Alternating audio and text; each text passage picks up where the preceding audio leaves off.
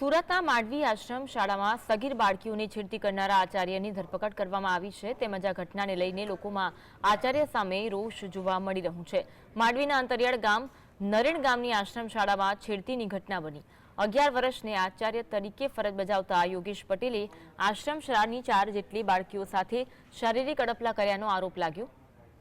આદિજાતિ સત્તામંડળના અધિકારીઓ શાળાની મુલાકાતે આવ્યા તે સમયે ભોગ બનનાર કેટલીક બાળાઓએ અધિકારીઓ સમક્ષ લંપટ આચાર્યની કરતૂતની જાણ કરી, જે બાદ પોલીસે લંપટ આચાર્ય યોગેશ પટેલની અટકાયત કરી પોલીસ મથકે લાવવામાં આવ્યો। માંડવી પોલીસે પોક્સો એક્ટ ઉપરાંત અનુસૂચિત જાતિ અત્યાચાર નિવારણ અધિનિયમ હેઠળ ગુનો નોંધીને યોગેશ પટેલને જેલ હવાલે કર્યો। આ ઘટનાને લઈને આદિવાસી સમાજમાં આક્રોશ જોવા મળ્યો છે